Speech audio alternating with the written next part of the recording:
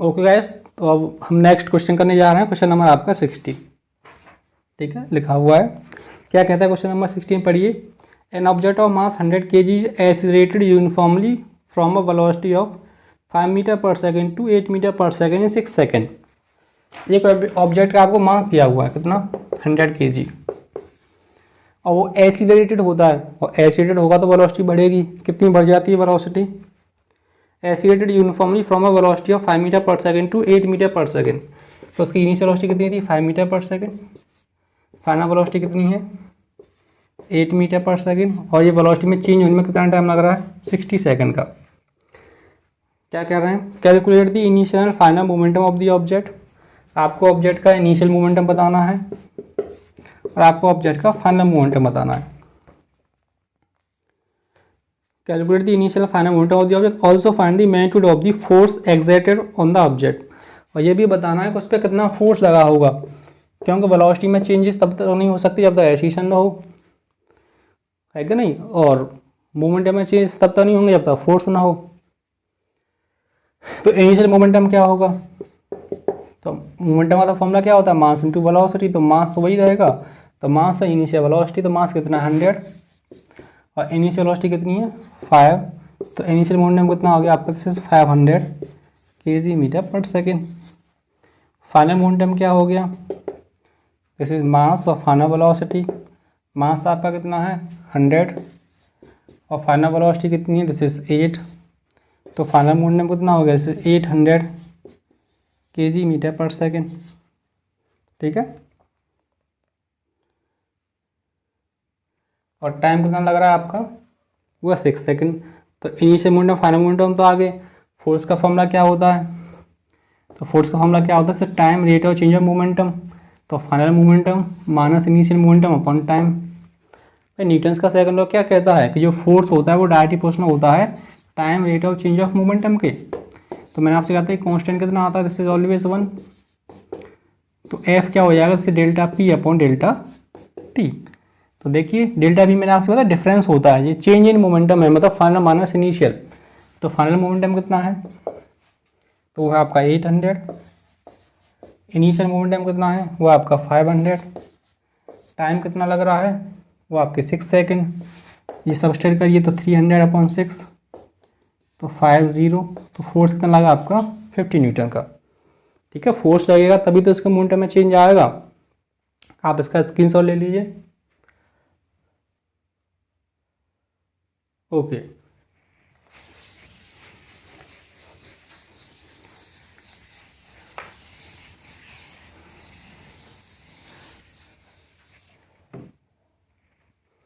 Next देखिए question number 17।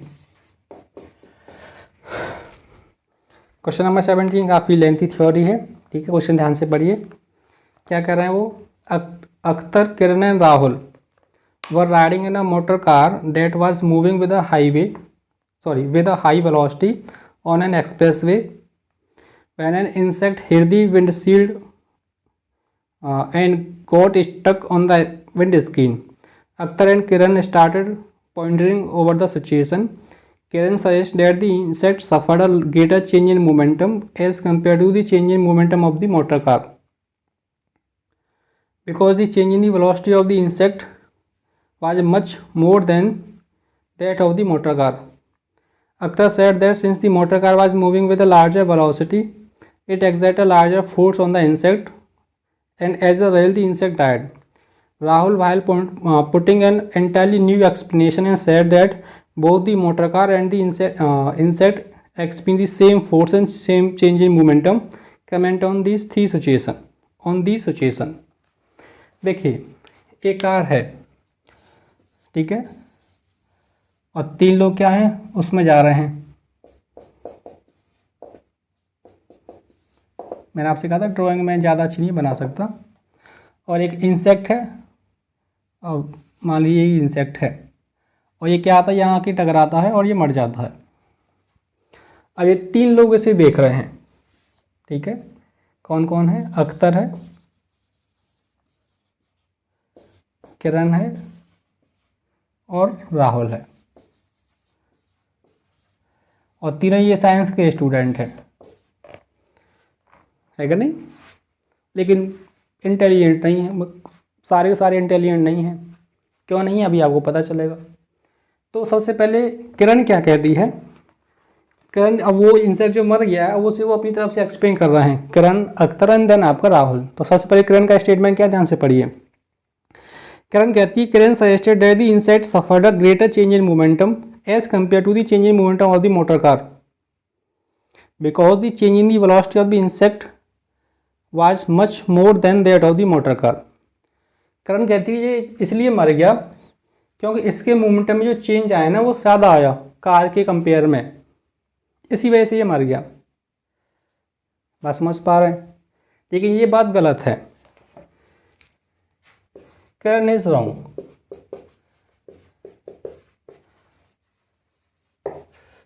क्यों गलत है, ध्यान से सुनिए। जैसे उसने जो अपना आंसर दिया है वो इस तरह से, जैसे मान लीजिए इसकी वेलोसिटी होती है 100 मीटर पर सेकेंड, ये तो ज़्यादा हो जाएगी। जैसे मान लीजिए 10 मीटर पर सेकेंड इंसेक्ट की इनिशियल, इंसेक्ट का एक मास होगा और ये इसे टकराता है तो इसकी फाइनल वेलोसिटी कितनी होगी, तो ये तो इनिशियल वेलोसिटी होगी, ये इसकी फाइनल वेलोसिटी होगी 0 इंसेक्ट की। इसका एक मास भी होगा इंसेक्ट का, तो इंसेक्ट का एक मोमेंटम भी बनेगा, है कि नहीं। तो इंसेक्ट का मोमेंटम क्या होगा, तो इंसेक्ट का ये मोमेंटम बनेगा आपका, तो इंसेक्ट का मोमेंटम क्या होगा, तो इंसेक्ट का मोमेंटम बनेगा, चेंज इन मोमेंटम क्या होगा, फाइनल माइनस इनिशियल। तो अब जो भी फाइनल क्या होगा, जैसे इंसेक्ट का मास, उसकी फाइनल वेलोसिटी, इंसेक्ट का मास और उसकी इनिशियल वेलोसिटी, तो मास तो सेम ही रहेगा, तो final velocity minus initial velocity. वो कहती है जो कार जा रही थी, जैसे मान लीजिए कार 100 मीटर, कार का भी एक मास है, मान लीजिए mc, तो कार का एक इनिशियल मोमेंटम होगा, तो कार का मास और कार की इनिशियल वेलोसिटी, कार का एक फाइनल मोमेंटम होगा, कार का मास और कार की फाइनल वेलोसिटी। तो कार के मोमेंटम में भी चेंज आएगा, तो कितना, final momentum minus initial. Change के लिए आप बीटा लगा सकते हैं, तो आप mass of the car common ले सकते हैं, तो final velocity minus initial velocity. अब आप देखिए जो कार है, आप सोचिए ध्यान से, क्या कार की वेलोसिटी पे कोई फर्क पड़ेगा। कार की जो वेलोसिटी जो इनिशियल रही होगी वही ऑलमोस्ट फाइनल रही होगी, तो उसकी वेलोसिटी में चेंज कैसे आएंगे, कम आएंगे। मास उसका वही है तो वेलोसिटी में चेंज कम आएगा। तो इस हिसाब से किरण क्या कहना चाहती है, क्योंकि उसकी कार की वेलोसिटी में चेंजेस कम आ रहे हैं तो उसका मोमेंटम कम होगा। जो इंसेक्ट था, उनसे इंसेक्ट की जो वेलोसिटी है, इंसेक्ट की जो वेलोसिटी में चेंजेस ज़्यादा आ रहे हैं, उसकी पहले 10 थी, 10 से 0 हो गई, तो चेंज तो काफ़ी ज़्यादा, इसलिए उसका मोमेंटम कैसा है, ज़्यादा हुआ, इसलिए वो मर गया। लेकिन ये गलत है, आप ये ध्यान रखेंगे, मोमेंटम में जो चेंज आएगा दोनों की कैसा आएगा, वो आएगा आपका सेम। क्यों सेम आएगा, कि बेशक कार की वेलोसिटी में चेंजेस तो कुछ ना कुछ, अब बिल्कुल आप उसे डायरेक्ट मान सकते हैं, लेकिन कुछ ना कुछ होगा, और उसका मास कैसा है, काफ़ी ज़्यादा है कार का। इंसेक्ट की वेलोसिटी में चेंजेस काफ़ी ज़्यादा है, लेकिन उसका मास कैसा है, कम है। तो मोमेंटम में जो चेंज आएगा वो कैसा आएगा, आपका सेम आएगा, ठीक है। क्योंकि न्यूटन्स का जो थर्ड लॉ है, ध्यान सुनिए, न्यूटन्स का थर्ड लॉ ये कहता है कि जब पहली बॉडी दूसरी पर फोर्स लगाएगी तो दूसरी भी क्या करेगी, पहली पर फोर्स लगाएगी, और दोनों फोर्सेस कैसे होंगे, सेम होंगे। और दोनों फोर्सेस अगर सेम हैं, दोनों ऑब्जेक्ट पर लगने वाली फोर्स सेम है, और जो फोर्स हैं सेम टाइम के लिए लगते हैं।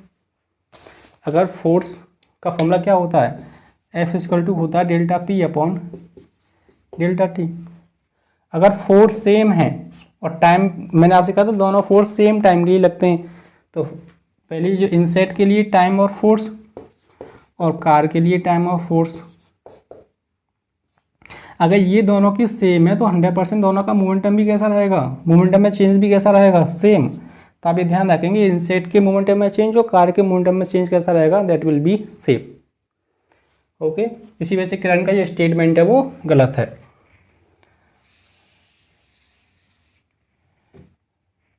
बी वाला पार्ट क्या है, उसमें अख्तर क्या कह रहा है, Akhtar said that since the motor was moving with a larger velocity it exert a larger force on the insect, कि जो कार है ज़्यादा वेलोसिटी से चल रही थी तो उसने क्या, इंसेक्ट पर ज़्यादा फोर्स लगाया। मतलब इंसेक्ट पे कार ने ज़्यादा फोर्स लगाया, इसी वजह से इंसेक्ट तो मर गया।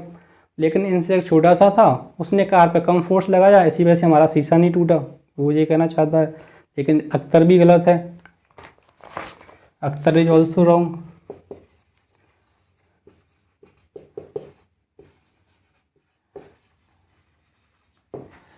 क्यों रॉन्ग है अख्तर? क्यों? न्यूटन्स का थर्ड लॉ सीधा कहता है कि जितना एक बॉडी दूसरी बॉडी पर फोर्स लगाती है, उतना ही फोर्स दूसरी बॉडी फर्स्ट बॉडी पर लगाती है। फोर्स इक्वल होते हैं मैग्नीट्यूड में और अपोजिट होते हैं कैसे? आपके डायरेक्शन में। ठीक है, तो उसका स्टेटमेंट भी गलत है। फिर राहुल ने एक नया आइडिया दिया। राहुल क्या कहता है?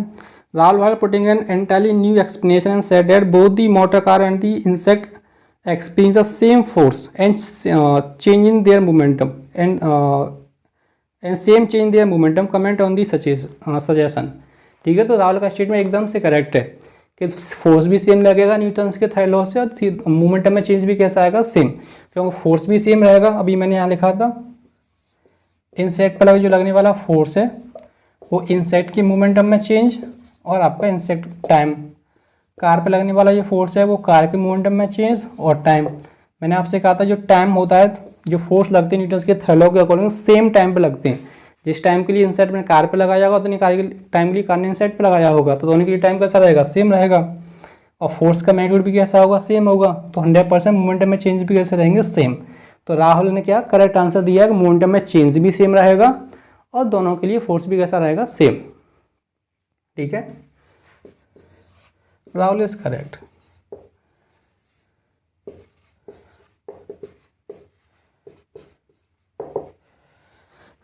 ठीक है, तो राहुल का स्टेटमेंट क्या आपका करेक्ट होगा।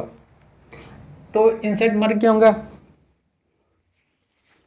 तो इसका सीधा सा मतलब ये है कि इंसेक्ट की जो, जैसे मान ली इंसेक्ट पर भी 100 का फोर्स लगा और कार पे भी 100 का फोर्स लगा, लेकिन कार का जो मास है कैसा? बहुत ज़्यादा।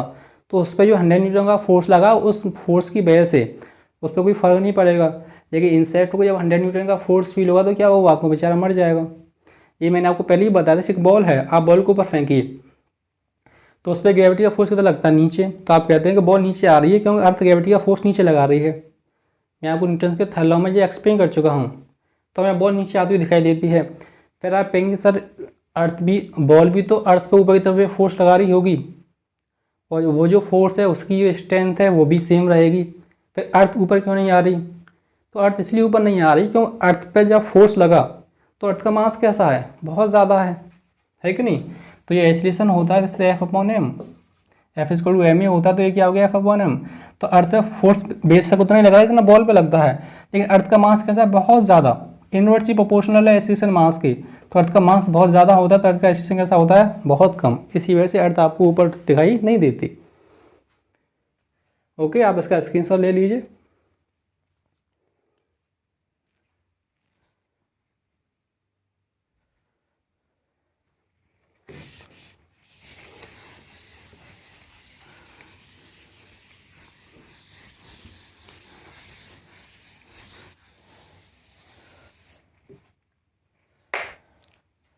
नेक्स्ट पढ़िए क्वेश्चन नंबर 18।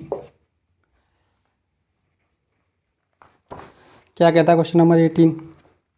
वो कह रहा है how much momentum will a dumbbell of mass 10 kg transfer to the floor if it fall from a height of 80 centimeter, take its downward acceleration to be 10 meter per second. एक dumbbell है, ठीक है, gym जो करते हैं जिससे, और ये यहाँ से गिर गया नीचे।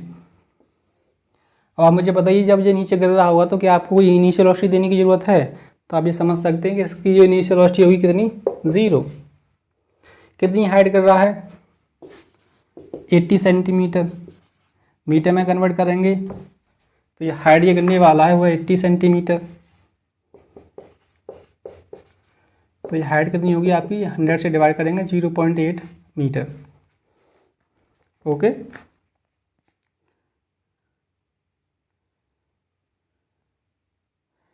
और एक्सीलरेशन आपको कितना दिया हुआ है? 10 मीटर पर सेकेंड स्क्वायर का। तो आपके पास एक्सीलरेशन भी है। तो ये पूछ रहा है कि जब ये इससे टकराएगा तो इसे कितना मोमेंटम अर्थ को प्रोवाइड कराएगा। तो आप ध्यान रखेंगे जब ये नीचे की तरफ जाएगा इसकी वेलोसिटी बढ़ेगी, वेलोसिटी बढ़ेगी, इसका मास है दिया हुआ क्वेश्चन में, सॉरी मैंने लिखा नहीं, मास दिया हुआ उसका 10 kg। तो अगर इसका मास है जो क्वेश्चन में आपको दिया हुआ है और उसके पास वेलोसिटी है जो बढ़ती जाएगी, तो उसका मोमेंटम में क्या होगा, बढ़ता जाएगा। यहाँ जाके इसकी वेलोसिटी सबसे ज़्यादा होगी, टकराने से जस्ट पहले वेलोसिटी कैसी होगी, सबसे ज़्यादा, मोमेंटम भी सबसे ज़्यादा होगा। बाद में जाके मोमेंटम कितना हो जाएगा, जब टकराएगा से तो मोमेंटम जीरो हो जाएगा, क्यों, वेलोसिटी जीरो हो जाएगी। तो ये मोमेंटम में चेंज आया, टकराने से जस्ट पहले एक मैक्सिमम मोमेंटम होगा, टकराने के बाद कितना, जीरो। तो ये मोमेंटम में चेंज आया, सारा किसे प्रोवाइड करा देगा, अर्थ को प्रोवाइड करा देगा। तो अर्थ को भी क्या एक फोर्स फील होगा। अब बॉल के मोमेंटम में चेंज आएगा तो सेम टाइम पर अर्थ के मोमेंटम में भी चेंज आएगा, लेकिन आपको पता है फिर से अर्थ का मास कैसा है, बहुत कम, तो उसके मोमेंटम में चेंज कैसा आएगा, this is very very small. तो ये से कितना मोमेंटम प्रोवाइड कराएगा अर्थ को, तो जितना इसका खुद का मोमेंटम होगा टकराने से पहले। तो फाइनल मोमेंटम हमें निकालना है, तो फाइनल मोमेंटम के लिए क्या चाहिए, मास चाहिए, फाइनल वेलोसिटी चाहिए। तो क्वेश्चन में हमारे पास इनिशियल वेलोसिटी है, हाइट और फाइनल वेलोसिटी चाहिए। तो from third equation of motion,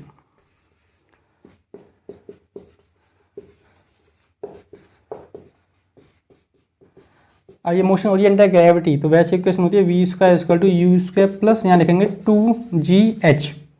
ठीक है, तो इस ए को भी हम जी बनाएंगे, ग्रेविटेशनल एक्सेलरेशन होता है अंडर ग्रेविटी।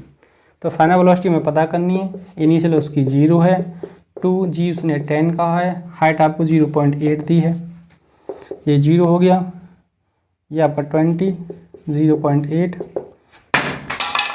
सॉरी जैसे 20, 0.8 इसका मल्टीप्लाई करेंगे, कितना आ गया आपका 16।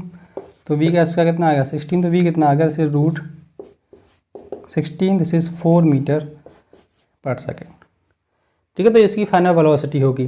तो फाइनल मोमेंटम क्या होगा, this is m into v. तो मास उसका 10 दिया हुआ है, वेलोसिटी उसकी 4 दी है, तो कितना आ गया आपको 40 kg मीटर पर सेकेंड। तो ये उसका फाइनल मोमेंटम होगा, और यही मोमेंटम को किसे प्रोवाइड करा देगा, अर्थ को। This momentum is provided to the earth।